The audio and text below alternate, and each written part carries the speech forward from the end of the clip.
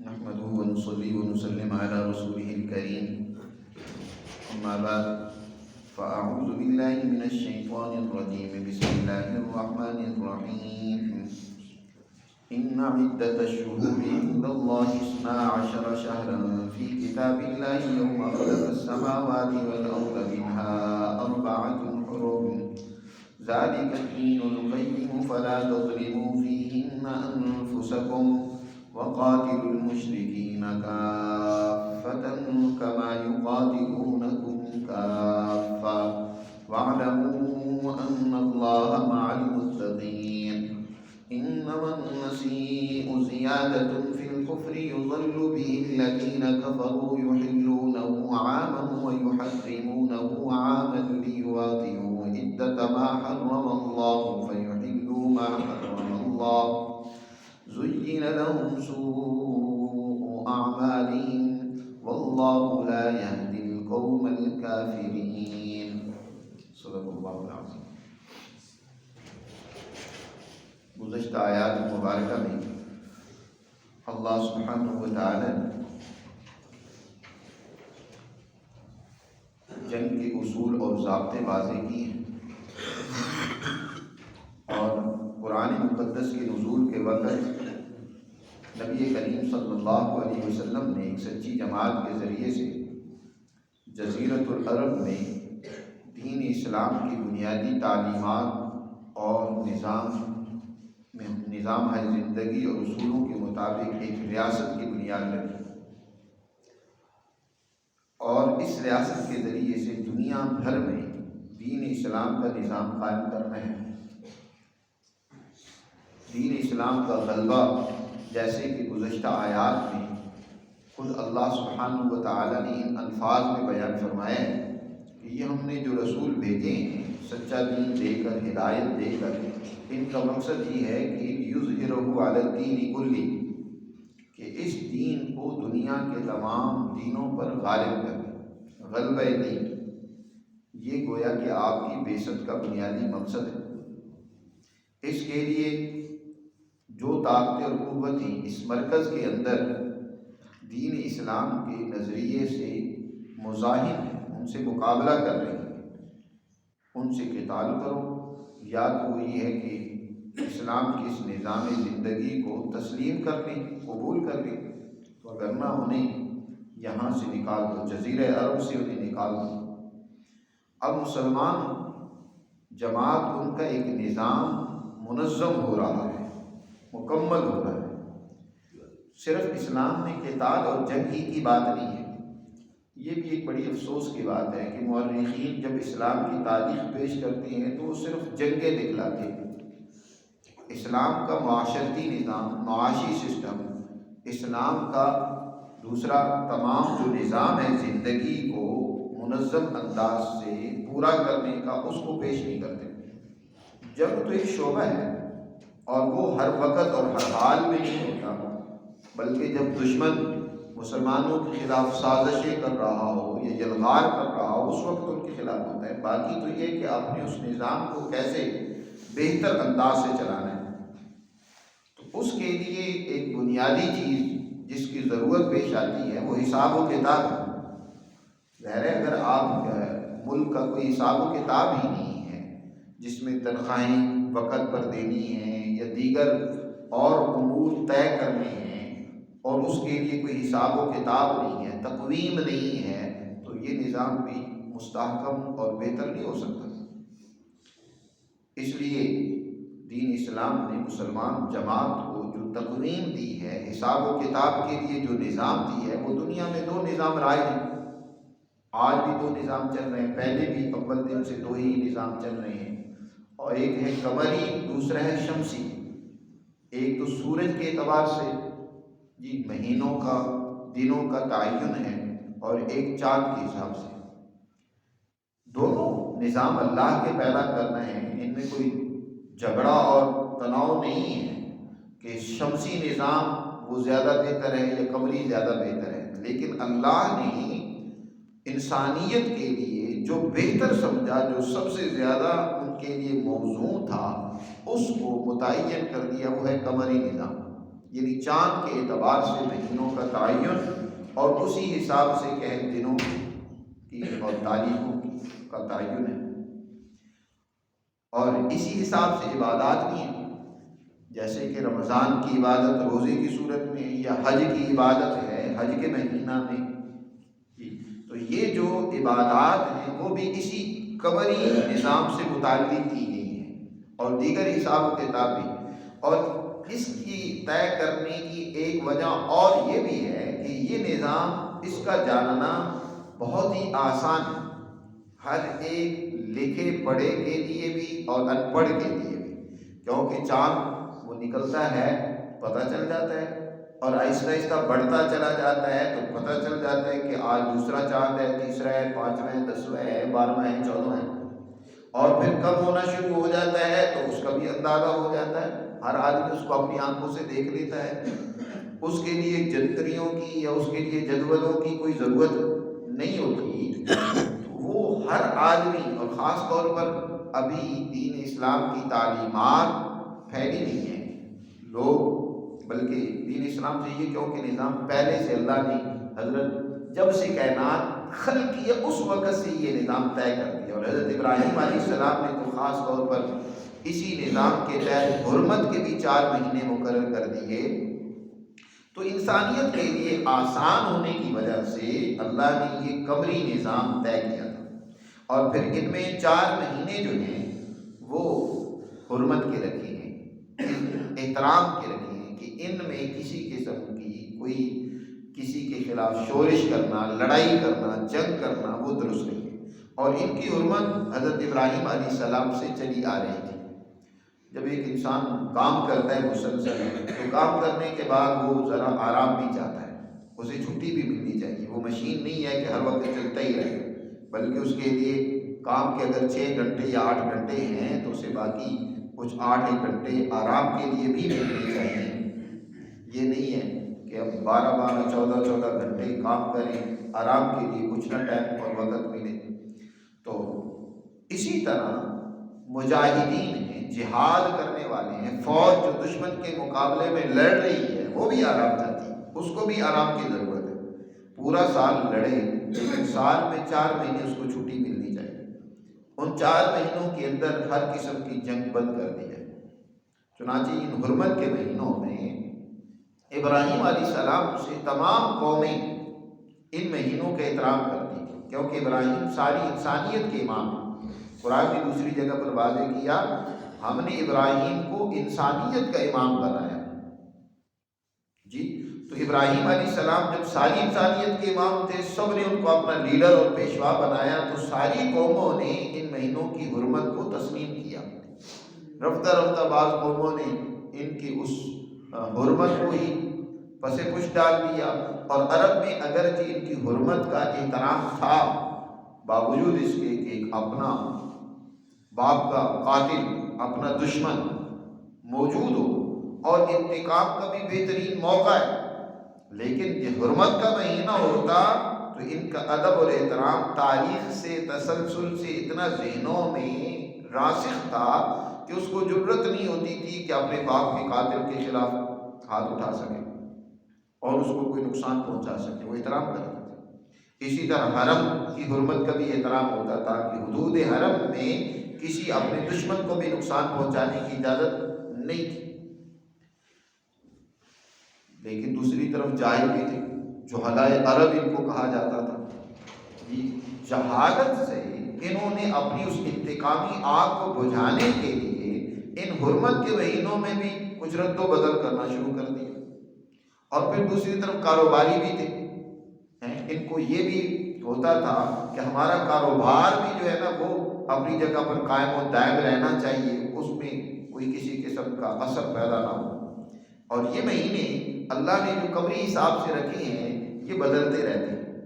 ان میں تغیر ہوتا رہتا ہے، موسموں کے اعتبار سے یہ بدلتے رہتے ہیں۔ آپ کو معلوم ہے کہ رمضان وہ بدلتا رہتا ہے، گرمیوں میں ہی نہیں بلکہ اب آہستہ آہستہ سردیوں میں آ رہا ہے، شمسی اعتبار سے جو مہینے ہیں اور قمری اعتبار سے مہینے، دونوں کے اعتبار سے 3 سال بعد ایک مہینے کا فاصلہ پڑ جاتا ہے، فرق پڑ جاتا ہے۔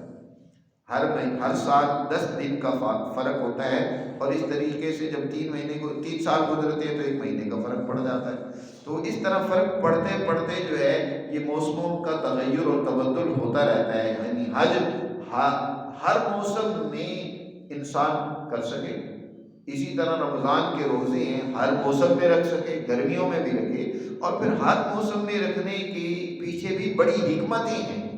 وہ ابھی اس درس میں ان کو بیان کرنے کا وقت نہیں ہے کہ اللہ نے کیا کیا حکمتیں رکھی ہیں کہ یہ روزے بھی گرمیوں میں بھی آئیں، سردیوں میں بھی آئیں، ان کے کیا کیا فوائد ہیں۔ ہر صورت ان فوائد اور حکمتوں کے پیش نظر اللہ نے جو ہے قمری حساب متعین کیا، اور اس طریقے سے ہر سال اس میں تبدیلی کچھ نہ کچھ ہوتی ہے۔ اب مشرکین نے کیا یہ کہ ایک تو انہوں نے اپنے سفر گرمیوں کے اور سفر کے متعین کر رکھے تھے، ٹھنڈے علاقوں میں وہ سفر کرتے تھے، جی ٹھنڈے علاقوں میں سفر گرمی کے دنوں میں کرتے تھے، اور گرم علاقوں کا سفر جو ہے وہ سردی کے دنوں میں کرتے تھے، ساتھ انجوائے کرتے تھے، ساتھ کاروبار بھی کرتے تھے۔ لیکن ان کا یہ کاروبار پورا سال چلتا رہتا تھا، حج کا موقع آتا تھا تو ان کا کاروبار سارے کا سارا اسی جگہ ہوتا تھا، کیونکہ یہاں بہت بڑی منڈیاں لگتی تھی، دنیا بھر سے لوگ یہاں تجارت کی غرض سے بھی آتے تھے اور حج کی غرض سے بھی آتے تھے، تو اس لیے اپنے اس سیزن کو ضائع نہیں ہونے دیتے تھے،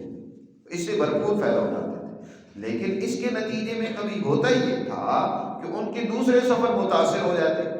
حج مثلا سخت گرمی میں آ گیا تو دوسرا سفر جو وہ گرمیوں میں کرنا چاہتے ہوتے تو وہ متاثر ہو جاتا، کبھی کئی سردیوں میں آ گیا اس لیے ان کا سفر اور ان کا یہ معاملہ متاثر ہو جاتا تھا۔ عام طور پر وہ یہ چاہتے تھے کہ یہ حج کا مہینہ جو ہے نا وہ ہونا چاہیے ستمبر، اکتوبر، نومبر، ان 3 مہینوں کے اندر اندر حج آنا چاہیے، کیونکہ یہ معتدل مہینے ہوتے ہیں، نہ سخت سردی کے نہ گرمی کے، لہذا ان دنوں میں حج رہنا چاہیے۔ تو اس غرض سے بھی، اور دوسرا کیونکہ ان کی طبیعت جنگجو طبیعت تھی، لڑنا بھیڑنا ان کی گویا کہ خبیر اور عادت میں پڑ چکا تھا، اس لیے انہوں نے لڑائی بھی کرنی ہوتی تھی، اور حرمت کے مہینوں میں لڑائی وہ کر نہیں سکتے تھے، تو اس وجہ سے بھی وہ مہینوں کے اندر رد و بدل کرتے تھے۔ قرآن مجید نے یہاں اسی کا تذکرہ کیا کہ یہ رد و بدل اپنی مرضی سے کرنا، یہ حرمت کے مہینے جو ہیں محرم، ذی قعدہ، ذی الحجہ اور رجب، یہ 4 مہینے حرمت کے تھے، اور اس میں خاص طور پر محرم کے اندر وہ رد و بدل کرتے تھے۔ جب یعنی محرم کے بعد سفر آتا ہے تو محرم تو حرمت کے مہینوں میں سے تھا، اور اس کے اندر جنگ اور لڑائی درست نہیں ہوتی تھی، تو وہ کرتے یوں تھے کہ ایک سال محرم کے بارے میں اعلان کر دیا جاتا کہ اس دفعہ محرم جو ہے وہ سفر کا جو مہینہ ہوگا وہ محرم کا مہینہ ہوگا، یعنی ہم اس سال جو ہے نا سفر کو پیچھے لے جائیں گے اور محرم کو آگے کر دیں گے، یا یوں کرتے تھے کہ سفر کو محرم کی جگہ پر لے آتے اور محرم کو ذی الحجہ کی جگہ پر کر دیتے تھے۔ اعلان اس کا باقاعدہ ہوتا تھا، ایسے نہیں اچانک ہو جاتا، اس کے اعلان کے لیے انہوں نے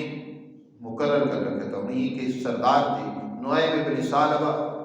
جی یا جنادہ ابن عوف، ان میں سے کوئی ایک تاریخ میں دونوں کے نام آتے ہیں کہ وہ حج کے موقع پر اونٹ پر کھڑے ہو کر اعلان کرتا تھا کہ آئندہ سال جو حج ہے وہ حج کے اپنے مہینے میں نہیں آئے گا، ذی قعدہ میں آ جائے گا جی، یا محرم میں چلا جائے گا، وہ آگے پیچھے کر لیتے تھے جی۔ جب وہ ذی الحج محرم میں آ جائے گا تو محرم آگے چلا جائے گا، اور اگر ذی الحج پیچھے آ جائے گا تو پھر اس کی وجہ سے وہ محرم بھی پیچھے چلا جائے گا۔ سفر ان کے لیے، سفر کو سفر اس لیے کہتے ہیں کہ سفر کا معنی ہے خالی ہونا۔ سفر میں عام طور پر وہ جنگیں کرتے تھے کہ ان دنوں میں وہ اپنے گھروں کو خالی کر کے میدان میں نکل آتے تھے اور لڑائیاں کرتے تھے، خوب جنگ کرتے تھے اپنے دشمنوں سے، اسی وجہ سے سفر کہا جاتا تھا۔ تو وہ کئی مرتبہ ایسا ہوتا تھا کہ اس سفر کو محرم کی جگہ پر لے آتے، کہتے ہیں اس دفعہ محرم کا جو مہینہ ہے وہ سفر کا مہینہ ہوگا، اور محرم کو ذی الحجہ کا مہینہ قرار دے دیتے تھے۔ تو اس طریقے سے مہینوں میں جو رد و بدل ہوتا تھا، مہینے تو ویسے ہی ہوتے تھے، نام بدل دیتے تھے اور اس نام کی وجہ سے احکامات میں تبدیلی آ جاتی تھی جی۔ تو اللہ تعالی نے اس سے منع فرمایا، یہاں اس کو زیادت فی الکفر سے تعبیر فرمایا کہ یہ کفر کے اندر زیادتی ہے۔ ایک تو کفر تم پہلے کر رہے ہو کہ اللہ کے احکامات کو تسلیم نہیں کر رہے، اور دوسرا کفر یہ کہ جو کچھ تسلیم کرتے ہو اس میں بھی اپنی خواہشات کے مطابق کیا کرتے ہو، رد و بدل کر دیتے ہو۔ یہ زیادت فی الکفر ہے۔ نبی کریم صلی اللہ علیہ وسلم نے اپنے حج کے آخری موقع پر، حجۃ الوداع کے موقع پر، آپ صلی اللہ علیہ وسلم نے اعلان اس کا خاص طور پر فرمایا۔ اس سال حج اپنے اصلی مہینے میں تھا۔ آپ صلی اللہ علیہ وسلم نے میدان عرفات میں اونٹ پر سوار ہو کر آپ نے خطبہ دیا، بڑا اہم خطبہ ہے حجۃ الوداع والا۔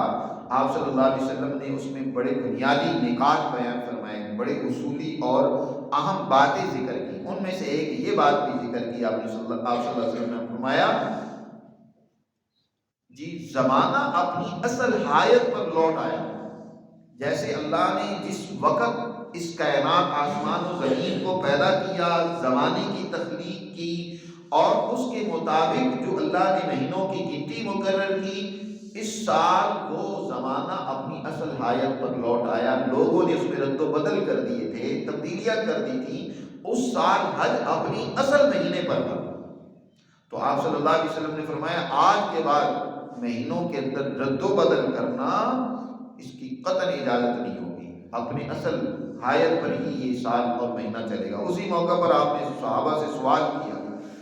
کہ آپ بتاؤ آج کون سا دن ہے؟ صحابہ کہتے ہیں کہ ہم نے سمجھا کہ شاید حضور صلی اللہ علیہ وسلم آج کا کوئی اور نام رکھے گے، جیسے مشرکین کے ہاں اعلان ہو جاتا تھا کہ بھئی یہ دن جو ہے نا، یہ مہینہ اب ذی الحجہ کا نہیں ہے، بلکہ یہ مہینہ مثال کے طور پر ذی القعدہ کا ہوگا آئندہ سال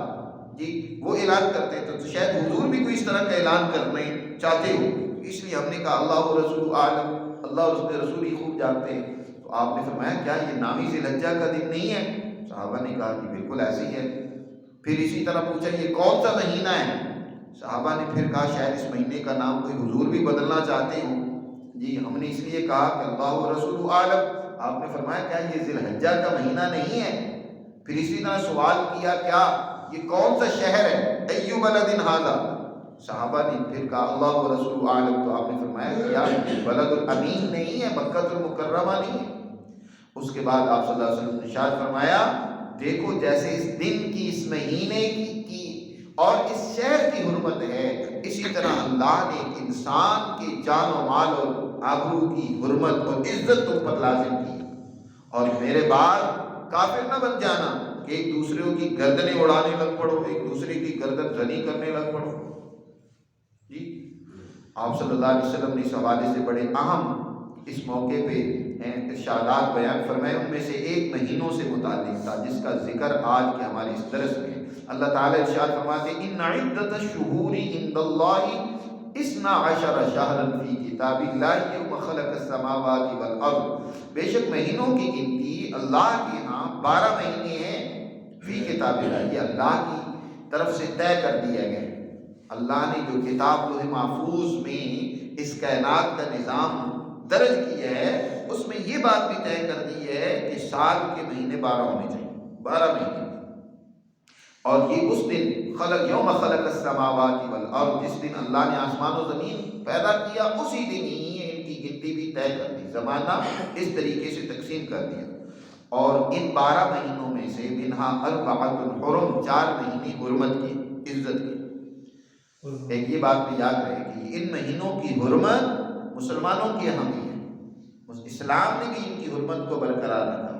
کیونکہ اللہ نے ان کی حرمت کو قائم فرمایا۔ اگر کوئی دشمن، ایسی حرمت نہیں ہے کہ کوئی دشمن ان مہینوں میں بھی مسلمانوں کو پامال کرنا چاہے، نقصان پہنچانا چاہے، تو وہ ان مہینوں میں ہاتھ باندھ کر بیٹھ دیں، نہیں، اپنا دفاع ضروری ہے، لیکن اقدام ان مہینوں میں مسلمان نہ کریں، ان مہینوں کا احترام کریں کہ کسی کو قتل کریں یا جنگ کریں، نہیں، اس کے لیے انہیں مہینوں کا احترام کرنا ہے۔ اور یہی وجہ ہے کہ آپ نے حجۃ الوداع کے موقع پر ان مہینوں کی حرمت کا اعلان فرمایا۔ ذالک الدین القیم، فرمایا یہی درست اور سیدھا دین ہے۔ ابراہیم علیہ السلام کا جو دین دین قیم ہے، دین حنیف ہے، وہ یہی دین ہے، ذالک الدین القیم۔ فلا تظلموا فیہن انفسکم، بس لوگوں ان مہینوں میں قتال کر کے اپنی جانوں پر ظلم نہ کرو۔ پورا سال لڑتے ہو،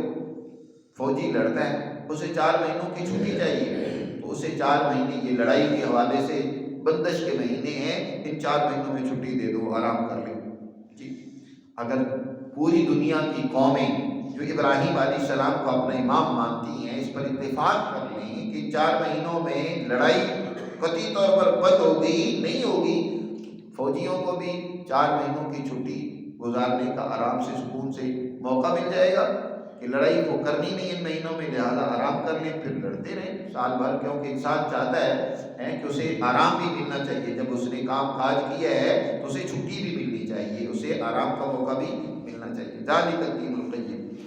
فلا تظلموا فیہن انفسکم، اور فرمایا وقاتلوا المشرکین کافۃ کما یقاتلونکم کافۃ، اور مشرکوں سے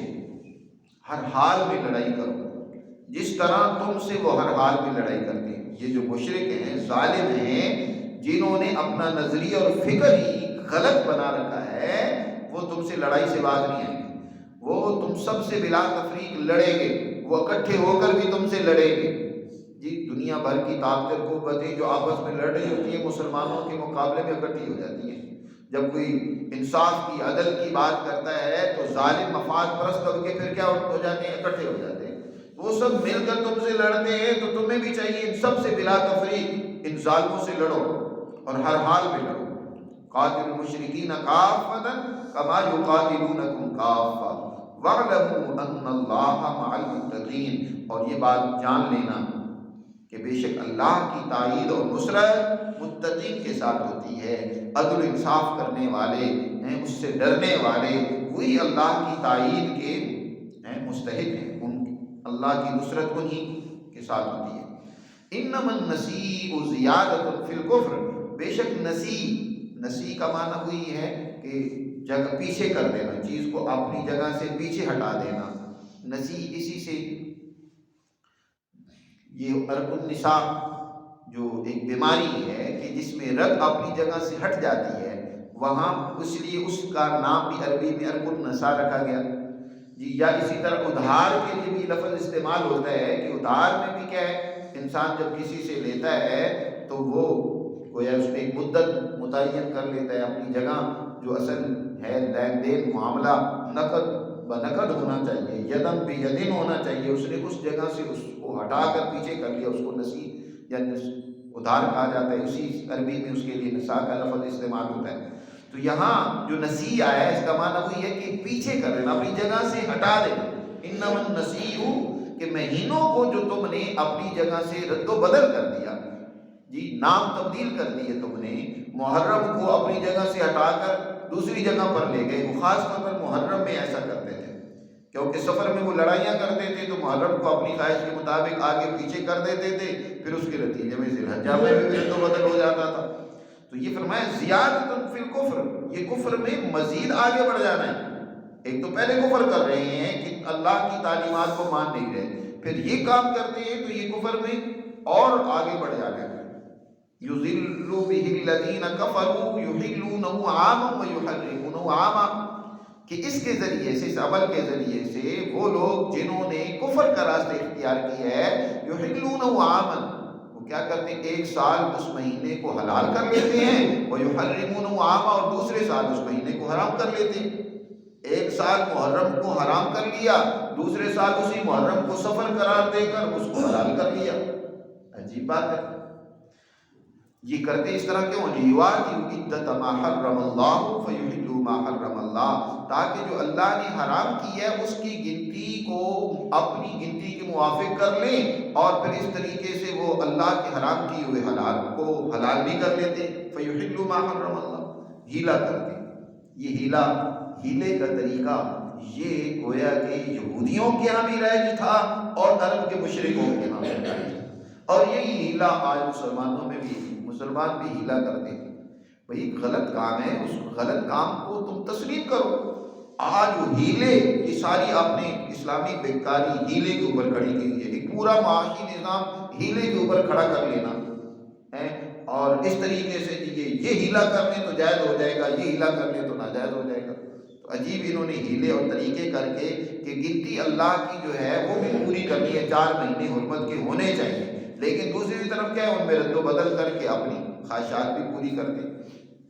تو اللہ تعالیٰ نے ارشاد فرمایا زُيِّنَ لَهُمْ سُوءُ أَعْمَالِهِمْ، اس طریقے سے ان کے برے کام ان کے لیے کیا کر دیے کہ آراستہ اور مزین کر دیے۔ جو برے کام کر رہے ہیں ان کو اچھا بھی سمجھیں کہ ٹھیک ہے، ہم تو اللہ کے حکم کی تعمیل بھی کر رہے ہیں۔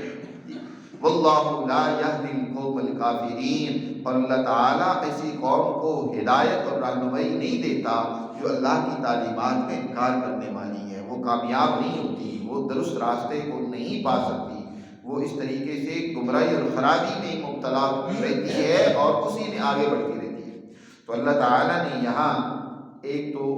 مسلمانوں کے لیے جو حساب و کتاب کا نظام ہے قمری، اس کی اہمیت کو بیان کی ہے، کیونکہ آپ اپنی ریاست کو منظم کر رہے ہیں تو اس کے لیے حساب و کتاب بہت ضروری ہوتا ہے، تو وہ قمری نظام ہی سب سے موزوں اور بہتر ہے۔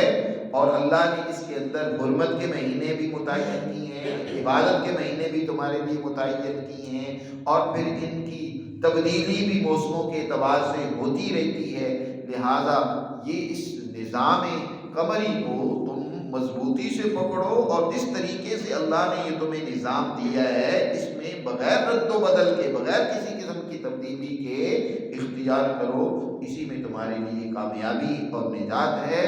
اور اسی سے تمہارا نظام مضبوط ہوگا، اس کی استواری ہے، اور اس پر عمل کرو۔ اللہ ہمیں سمجھ نصیب فرمائے اور اپنے احکامات پر عمل کی توفیق